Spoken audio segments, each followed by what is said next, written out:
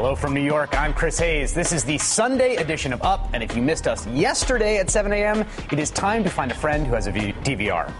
Police in Atlanta arrested 20 demonstrators participating in Occupy Wall Street protests last night. And at the White House this afternoon, protesters are expected to rally against construction of the Keystone XL pipeline that would bring tar sands oil from Canada to Texas. Protesters hoping to persuade President Obama that the environmental impact is not worth whatever benefits the pipeline might bring.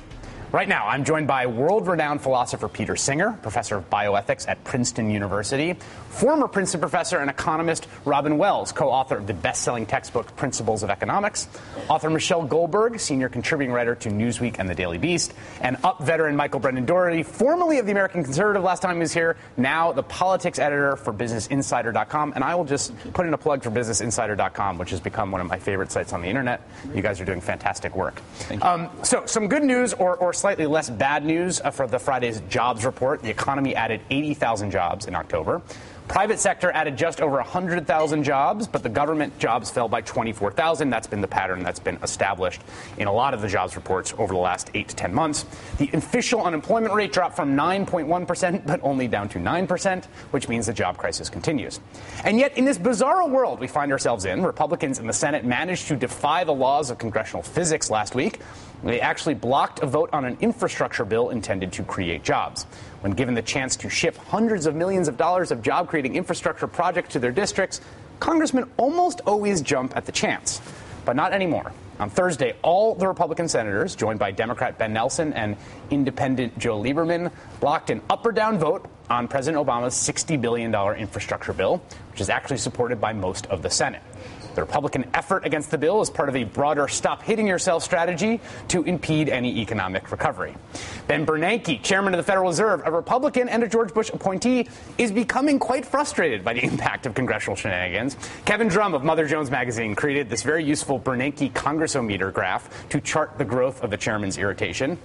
Back in July, Bernanke's comments about Congress were carefully couched. He said excessive cuts in the short term would be potentially damaging.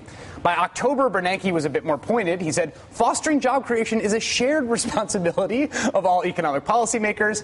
And this week, Chairman Bernanke offered his most explicit comment yet. It would be helpful to get the assistance of some other parts of the government to help create more jobs. Hello, a little help here, please.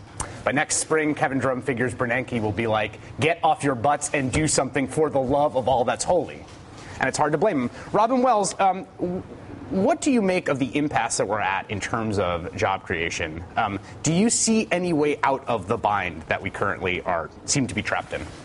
Well, I can take that answer in two ways. Politically, I don't see it. I think as you're hinting at, I think the Republicans are invested in blocking anything that would make the economy better. I think they're doing it for political reasons because basically they are running on a platform of Obama not having helped the economy, having actually made it worse. So they want to make that true.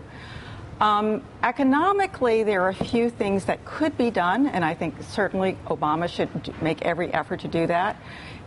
One of the biggest problem with the economy is lack of demand.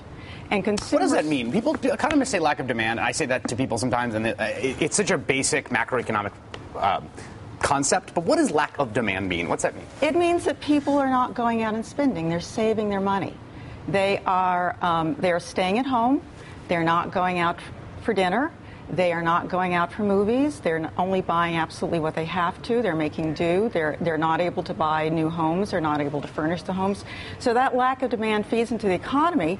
So businesses don't see consumers coming and buying their goods. So businesses, of course, cut back on the workers. They cut back on investing, and it just becomes a vicious cycle. When you talk about this lack of demand, I just want to play devil's advocate for a second, because I think some people hear what you said. Lack of demand, people are saving. They're not going out to movies. They're not buying cars. They're not buying houses. And people say, wait a second. I thought the whole reason that we're in this mess is we had this bubble of overconsumption. People bought things they couldn't afford. People were leveraged like crazy. They were taking out all this credit.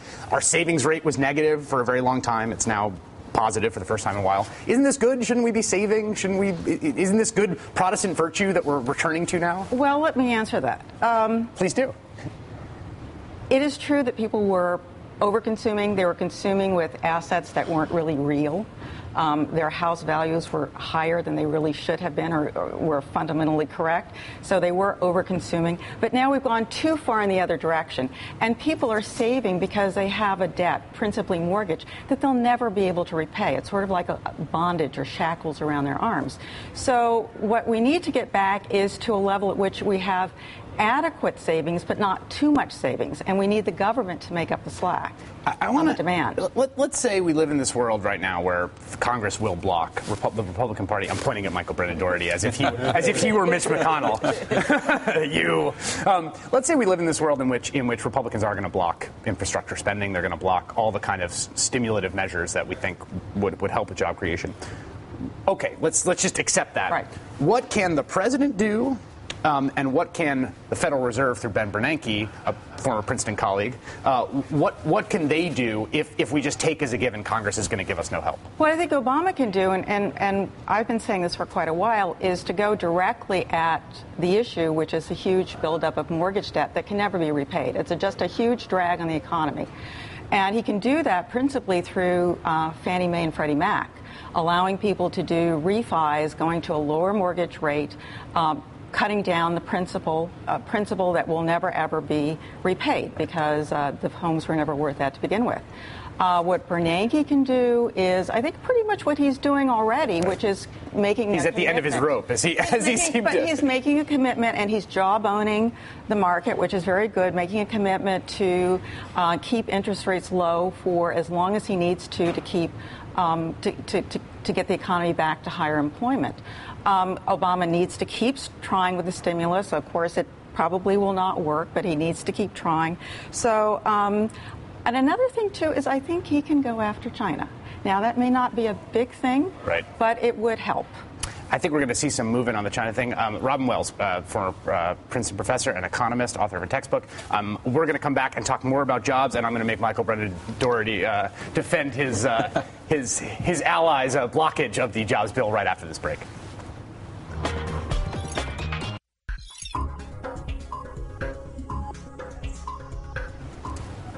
Like all the Sunday shows, we like to play a little La Tigra as we bump in.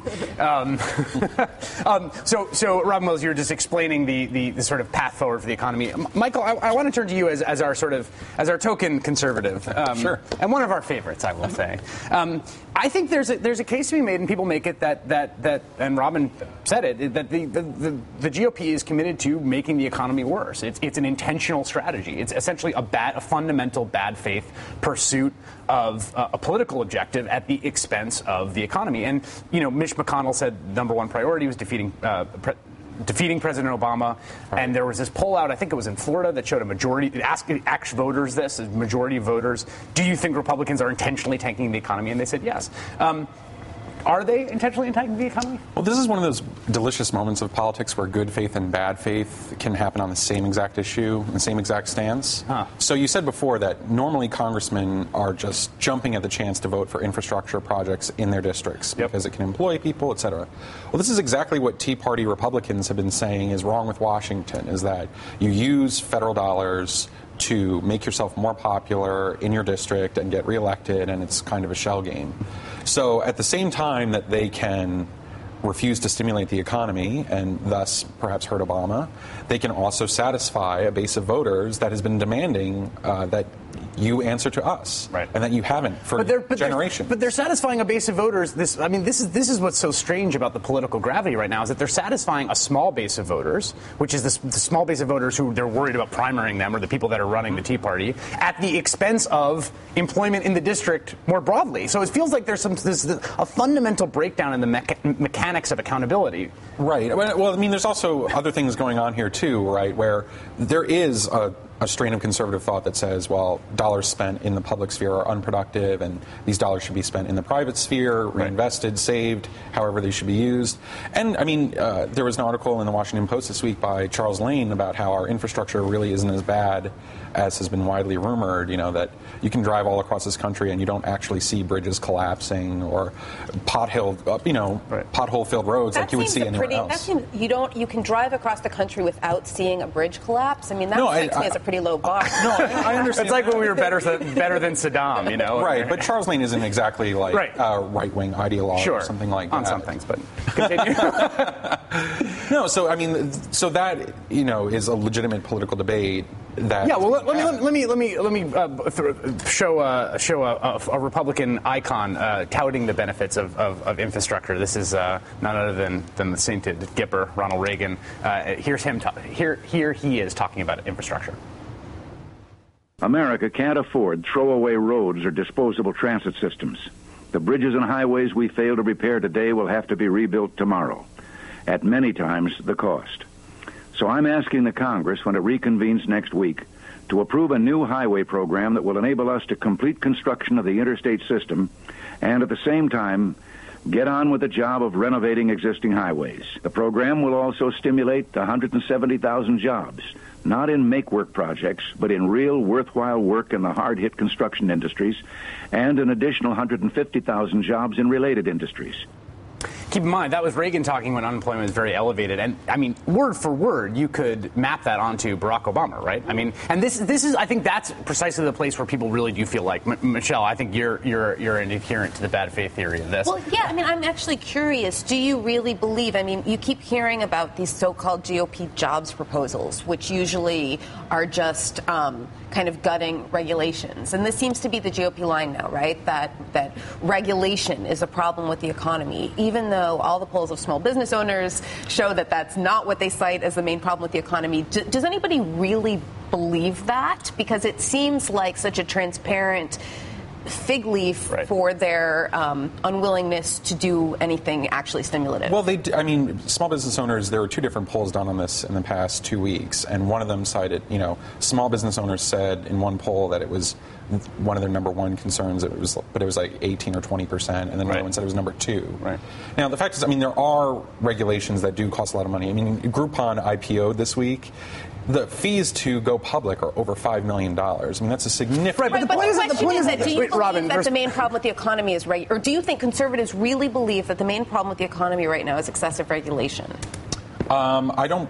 Because that's what they're claiming. I would say they don't believe that that's the main problem, but that is the main problem that already aligns with their stated philosophy. That's right. That's exactly right. That is a sweet spot of the Venn diagram, right? I mean... Yeah, exactly. I mean, they're using this current crisis as just another way of pushing their agenda. I mean, overwhelmingly, we know that the lack of demand is what is wrong. That's what businesses always say. The lack of demand is what is holding them back. But that goes both ways. It goes both ways. Because, yeah, I mean, houses have, as you said before, there's a tremendous amount of household debt, of private debt, that people are deleveraging. So when they get a tax cut, that goes to pay off more credit card debt. Or when they get an extra bump in a raise, that's going to pay off more of the principal of the mortgage. And some of the government programs that have gone to try to prop up the housing market have actually kept people in houses they can't afford, you know, making them throw more of their salary into a mortgage that... Let me also say that ultimately is the chain around their neck. The tax credit on housing, which was one of the most popular parts of the Recovery Act, which was put in by a senator from Georgia, an $8,000 tax credit, was very popular. Was a Republican plan, and it was. I mean, it was basically propping up a housing market that I think needs a shrink. All right, we're gonna talk about what is going on in Mississippi when we come back from this break. A huge vote up on Tuesday. When is a fetus a person? Is a fetus a person? It's not a fetus. Not a fetus. That's right. Pre-fetal people after this. Should the term person be defined to include every human being from the moment of fertilization, cloning, or the functional equivalent thereof? That is the actual text of the question asked by Mississippi Amendment 26, the so-called Personhood Amendment, which comes up for a vote there on Tuesday. It's a simple bit of text, but it raises volumes of questions. First, we don't actually know what fertilization means. I mean that in a really profound sense. There are several stages in the process that could conceivably count.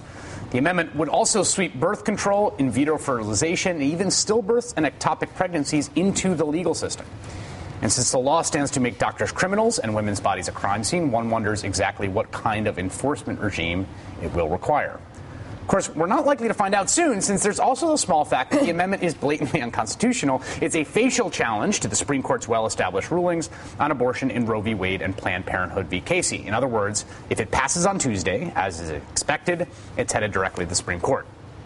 you can bet if it's successful, we're going to see it on the ballot soon in a number of other states too. And Peter Singer, I wanted to talk to you about this because this is something that you have thought and written a lot about.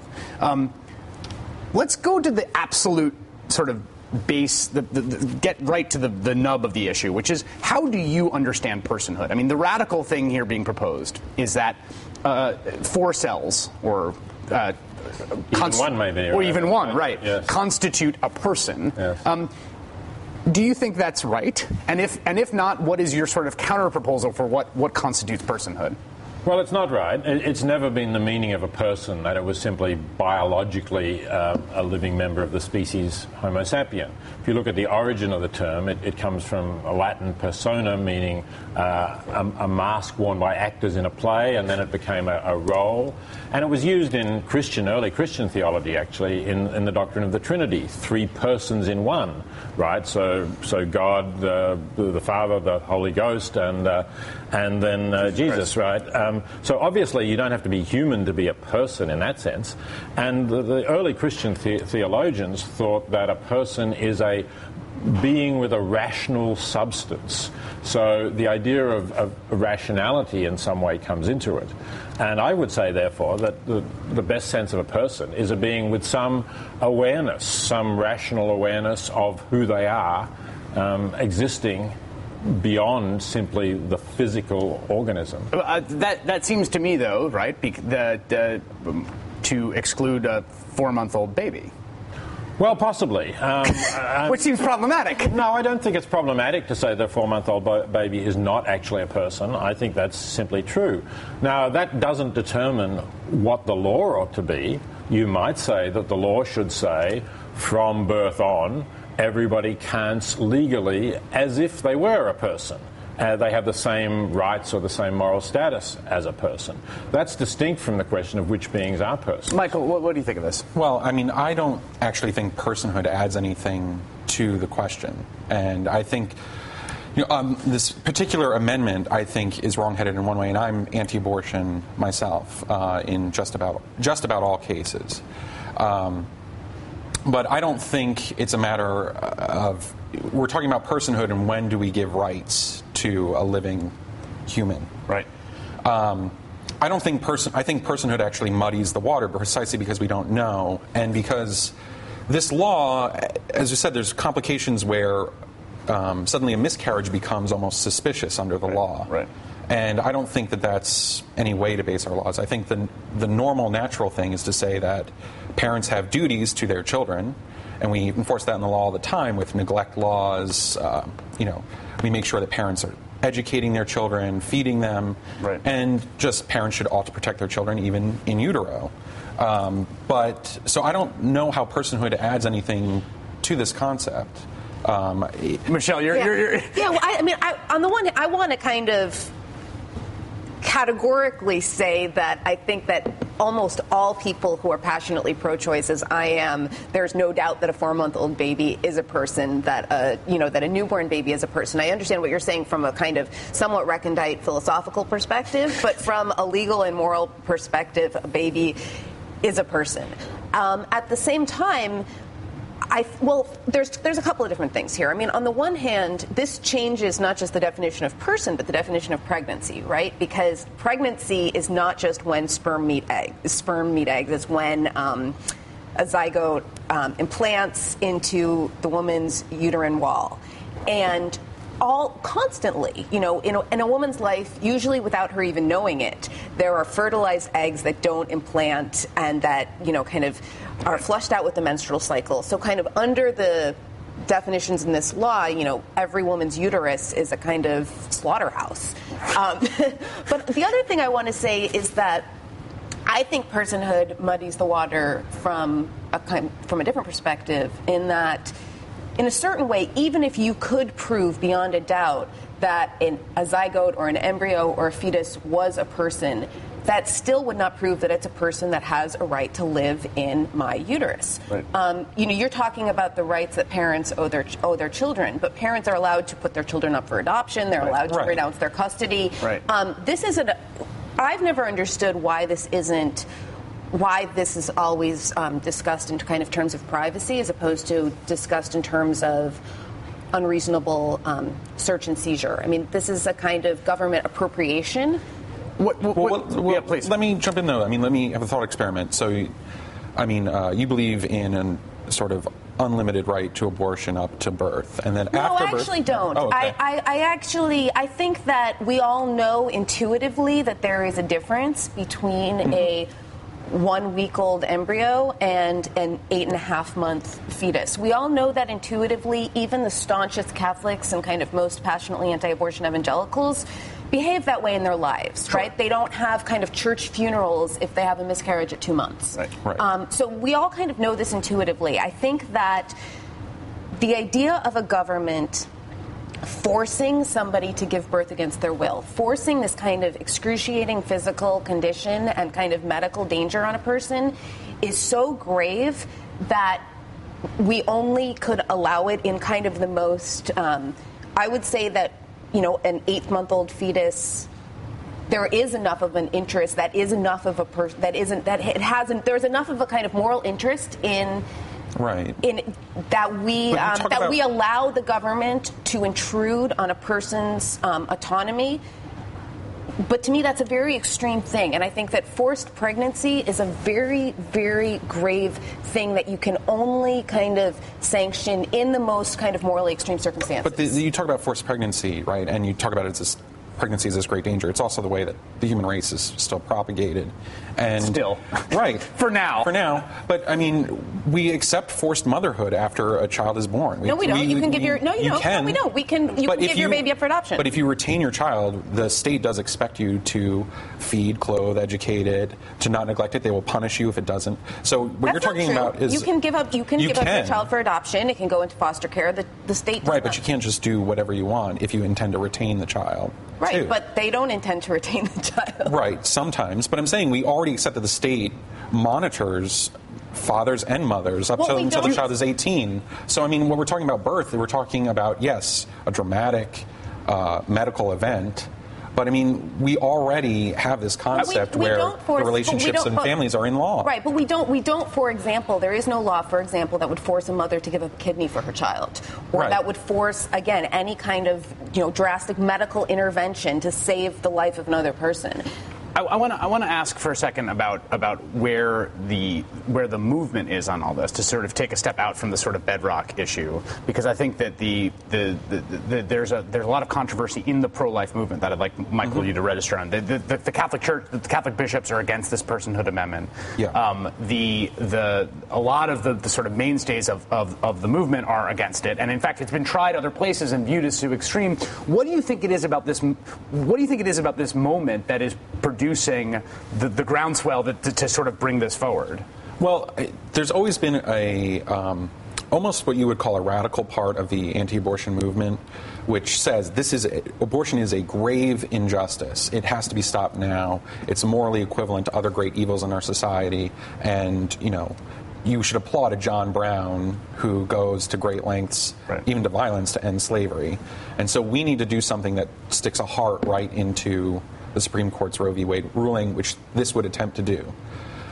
The rest of the pro-life movement has settled on a strategy of incrementalism, slowly restricting access to abortion, and in fact getting the culture used to restricted abortion, restricting it more, attacking things in the culture, in life, and trying to spread awareness, and then also working on the jurisprudence. And I will say that the incremental approach has been incredibly successful in the state of Mississippi, where there is a lone facility that provides. But I think you can well understand, if you try to put yourself in the position of the pro-life movement, as they call themselves, you can well understand the frustration at having the decisions taken out of the hands of the democratic process and handed over to a court, which makes it almost impossible to change except by judicial appointments. And I think it's been a source of corruption of the process of judicial appointment in the Supreme Court. And, honestly, I have to say, I think this should be a decision that's made democratically. Wait, let me ask, because I know that that's your position, but I don't understand it. Given the fact that your position on kind of when life begins is, rather more... Sure, I'm absolutely a liberal on abortion, but that's a different question from whether it should be taken out of the hands of the legislature. No, but it's not actually, because, whether or not, again, I'm going to go back to the analogy of donating a kidney, whether or not, a certain class of people should be forced to donate their kidneys is not something that we put up to a popular vote. Kind of a person's bodily autonomy is not, we have certain kind of bedrock rights that are not put up to a popular vote. Why would this be different? I think the court goes too far in trying to invent a right to privacy in the Constitution, which doesn't exist. And actually, I think the example you gave could be put up to a popular vote. And in most other countries, the abortion issue is a matter of the legislature. It's a matter of the primacy of the democratic process to decide an issue. The court says, well, we can't really say when life begins in Roe versus Wade, and therefore we're going to say the legislature doesn't have the right to. But game out for a second. Sure, but game out. Let's say this. Let's imagine a world in which Roe does not control, in which this is passed on Tuesday, and in which on Wednesday, when it becomes law, we now have an entirely new regime in which the fertilized egg is a person. In Mississippi only, right? Sure, right. Well, there's a lot of people in Mississippi, and and now there's an entire legal regimen that has to be created.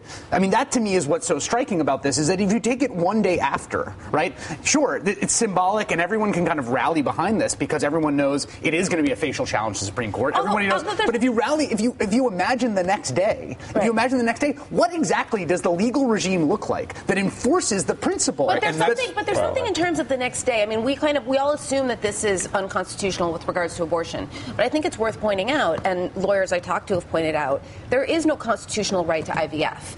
One of the interesting things... Explain IVF, in vitro fertilization. Right. So one of the things that this constitutional amendment would do is severely limit in vitro fertilization. Right now, if a woman, when a couple is infertile, the woman will have drugs to stimulate her ovaries. They'll take out as many eggs as they can, 10 or 20. They'll fertilize those. Usually only a couple or a small percentage of those will fertilize. Of those, only a smaller percentage will progress. And if more than 2 or 3 progress, you only implant 2 or 3. You freeze the rest because you don't want to endanger the woman or put in a kind of octomom situation. And that way, if the cycle fails, as cycles often do, the eggs will be frozen. The point is that there are some fertilized eggs that are not used, right? Right. And so what this... And the Yes on 26 people have been clear about this. What this would say is that you can only fertilize as many eggs as you're willing to implant. So this not only kind of drastically lowers success rates, but it also increases the risk of multiples, because you'd have to say start with 3 eggs, and if they you don't have to. You don't have to. You can just implant one at a time. It just you do have a lower rate of success. But if you're only trying to implant, if your success rates go down so drastically, if you're only fertilizing 1 egg. I want to talk. They will go down, sure. But you could do it if you really believe that each embryo is, got to be respected like you or me. That's what you would do. I want to talk more about what's going on in Mississippi, the Personhood Amendment, which is issue number 26. We're going to talk about the campaign around it, which I think is a fascinating thing to look into. We're going to talk about that right after we come back. It's not throw the baby out with the bathwater. It's throw the baby out before it hits the bathwater. This is death's delivery, transporter, planned torture, import on a camcorder. Always see it's manslaughter. Fight for the rights of the children. It's a life, their plight. It's to kill them, they are children. So we fight for the rights of the children. They are children. That's the hip-hop group Christ-Centric, I believe their name is. That's a video that is in support of Mississippi Amendment 26. And we've been playing this in the office all week just because it's sort of a remarkable cultural text in that it's extremely well produced. It's actually compelling, extremely emotionally affecting in its own way. There's these long shots of a pregnant woman who looks like she's about in her 8th month, which you were just saying during the break is the iconic image of the and the iconically deceptive image, right? Because when women are having abortions, they are not visibly pregnant in the vast majority of cases. So what I would also caught my eye on this is the racial politics of how this is being proposed in Mississippi. Mississippi is a state with a very high African American population. So there's this, and then the other big one of the main spokespeople for the Yes on 26 movement in Mississippi is a OBGYN by the name of Dr. Frida Bush. This is her talking about her support for 26. Science confirms that a person is a human being at the moment of fertilization. At that moment, we are fully human and fully alive. It's a moral issue because it doesn't matter if you come from a family that's rich or poor, black or white, or even if your father was a rapist. This is Dr. Frida Bush is a sort of a perfect spokesperson for this. She's a woman, she's African American, she's an OBGYN, so that all the stereotypes that opponents might have are sort of. And this is a culmination of a kind of a long effort on the part of the anti-abortion movement to paint abortion as black genocide. You know, kind of using some of the genuinely hideous things that Margaret Sanger said. In a context in which kind of everybody in the debate was talking in eugenic terms. Eugenics, right. Anti-abortion, anti-birth control forces also use eugenic arguments. She responded with eugenic arguments. She said things that were kind of despicable, if somewhat understandable given her historical era. But there has been this long campaign of distortion that basically says that the reason that clinics are located in African American neighborhoods is because they're targeting African Americans. And you saw it with the debate over defunding Planned Parenthood. Kind of one after another, these white congressmen stood up and talked with great passion about African American babies until Gwen Moore stood up and said, let me tell you something about African American babies. I've had 3 of them. And where are these people when it comes to gun control, which is an epidemic and we know where they are when it comes to gun control. Yeah, and I think what's interesting to me though is that in this case of Mississippi, and this is the thing I'm trying to sort of burrow into, is why is it working now, right? What is changing the tenor? I mean, I want to read you the statement of the Democratic gubernatorial candidate. The Democratic gubernatorial. Now, keep in mind, we are talking about something that plausibly will criminalize in vitro fertilization, right? That will criminalize certain forms of birth control. This is as extreme as a measure has gotten. It's been a similar measure has been up for a referendum in, I believe, Colorado twice. Yes. I think, right? Twice in Colorado, defeated by 3-1 margins. Here's the Democratic gubernatorial candidate, Johnny Dupree. This is his position statement on the pro-personhood initiative. Johnny Dupree supports the personhood amendment. While he has concerns about some of the ramifications, such as on in vitro fertilization and birth control, he ultimately supports the amendment because he believes life begins at conception. So, why is it working now? But it's working now because it's Mississippi. Yeah. Right. Well, it's partly true, but there is a confusion, right? I believe life begins at conception. I just don't believe that the life that exists at conception is one that has a right to life or needs to be preserved. After all, there's lots of life. There are living non-human animals. People for the ethical treatment of animals at the moment are bringing a lawsuit against SeaWorld for enslaving its orcas, its killer whales. Well, they're alive, obviously, and I think they have a better claim to be persons than a clump of cells, because after all, they relate to each other. They clearly have strong family relationships. They're intelligent. They can learn tricks and things like that. They're alive, but these people don't want to protect them. We won't see the orca personhood amendment coming to any state. Well, I think it would make more sense than the embryo personhood amendment. This ties together a lot of what we're talking about, right? So the reason that pro-lifers have adopted the rhetoric of civil rights is because it's the only language available to them in America. I mean, you can't talk very successfully in American politics about responsibilities that we owe our children. We say that, no, children have rights. Mm-hmm. They have rights to their parents' income, to their parents' attention, et cetera. They have a right to life. Whereas philosophically, I don't believe in personhood the way that Peter Singer talks about. I just believe parents have a normal responsibility to their child, and that includes when they're in the womb. So this is the only availability to them, so naturally they draw on previous struggles for civil rights. They talk about it in that language. They say, pro-lifers will say that we're taking a class of persons, and because of their location or age or whatever, we're saying they're non-persons legally, just as other groups of people, slaves, were considered non-persons legally, or 3/5 of a person legally. But so you and I are really agreeing on the fact that this is a fiction, that this is not. Well, we agree that. I knew Michael Brennan Doran and Peter Singer. That's why we agree on one philosophical point and diverge from where we walk from it. Right. So, but I don't see any other way for the pro-life movement to go politically. In American law, is about rights that we owe each other. I think naturally, in real life, families are about obligations, mutual affiliation, and other things that have preceded the Enlightenment notions of human rights. But I just want to say, I think the appropriation of civil rights dialogue by this group, I would have to say is a way of trying to sanitize what would be a police state.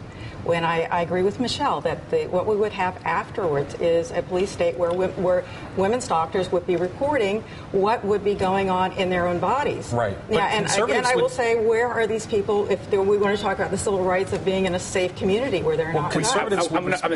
This is increasing radicalization of the Republican Party, where we've seen now Ronald Reagan. We just saw it in terms of the clip about infrastructure. Ronald Reagan is now a paragon of moderation, and this is where the center is not holding with the Republican Party. I want to give you a chance to respond to that, and I want to talk more about this right after this break.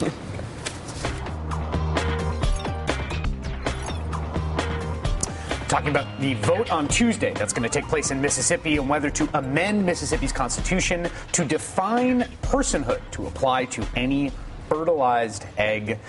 There's all sorts of consequences that would flow from that. Robin Wells, you were just talking about the fact that this would essentially turn women's bodies into a crime scene, and I want to ask you guys this. There's part of me sometimes that thinks, I don't really believe this, but I'll say it, where I consider the fact that the Roe ruling actually does sort of take the pressure off actually facing what an enforcement regime would look like. Right. If we didn't have Roe, let's say we didn't have Roe, and this was passed in Mississippi, then the grim reality of what this would mean, of what passing this personhood amendment, from everything from tax law to, think about all the things a person does. Think about all the things a person qualifies for. And think about all the ways. Backyard abortionists, which you would get, of course, and you would get women dying because they'd had botched abortions done by people who were not medically qualified. So I wonder sometimes if Roe, in a strange way, sort of takes the pressure off of the pro-life movement in what it proposes, knowing that they can make these sort of symbolic. They could wage these symbolic wars without the reality of what it would mean ever having to come to the fore. And we already are seeing around the edges, there's been a long campaign to kind of instill the fetus with personhood in other respects. Like, for example, these laws, that's fetal protection laws. Laws saying that if you assault a pregnant woman, you can be charged with kind of 2 crimes instead of 1. And they're always framed in terms of protection of the woman. But there's been a number of cases around the country in which women have been prosecuted and jailed for either attempting to procure an illegal abortion. One woman in Utah, or not even woman, a girl in Utah was prosecuted for attempted manslaughter because she was so desperate she paid someone to beat her up. So we already know what this enforcement looks like around the edges, where it hasn't yet gotten to the point where it affects kind of middle-class women or women with a lot of media visibility. And we've also seen what enforcement of this kind of thing looks like around the world. In Nicaragua, in other countries in Latin America, where you do have these kind of laws in the books, you do see women being arrested. You do see miscarriages being investigated. You do see women going to the hospital with pregnancies that are failing and being refused treatment until they are literally on the verge of death. Michael. Well, we said earlier, I grant that those cases absolutely exist, and I'm not for any kind of enforcement regime, and that's why I'm against this attempt to make this all about the rights of the unborn child and to make miscarriages suspicious. But, when we said there's going to be a police state to enforce this, some conservatives believe that about affirmative action or other anti-discrimination laws, that how can you investigate exactly how I made my decision and how to hire someone?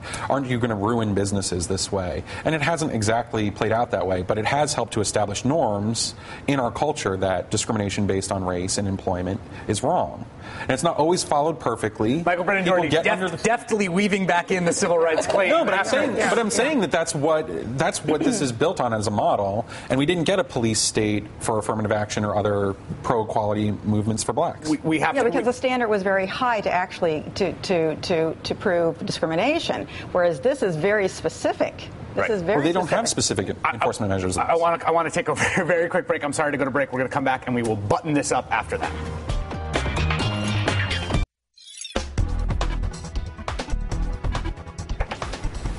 All right.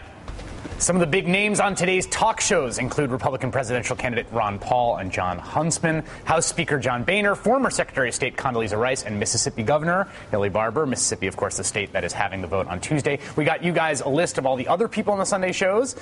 Peter Singer, what would you ask and of whom if you had a chance today? Well, I would ask John Huntsman a question. He seems to be the only person running for the Republican nomination who's really clear that human beings are causing climate change. And this, I think, is the great moral challenge of the 21st century that is being completely ignored in this election, at least by the Republican side, certainly. So I would say, how can you stop yourself from just standing up and shaking these people and saying, don't you realize that we are going to cause hundreds of millions of people to become climate refugees? We're going to destroy the planet, really, for thousands of years to come.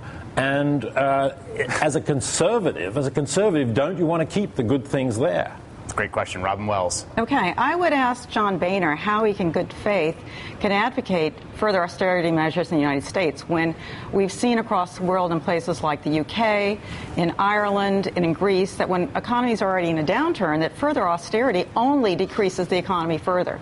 Great question. Michelle Goldberg, what would you ask? In keeping with this discussion about abortion, I would actually ask a question to the hosts of these talk shows. And it's both a question and a request, which is, Romney, when he was running against Ted Kennedy, talked about this botched abortion that killed a relative of his in 1963 and why that kind of solidified his pro-choice convictions. Why doesn't anybody ask him what he thinks about her death now? That's a great question. Michael Brendan Doherty. I wrote a profile of John Huntsman in the summer.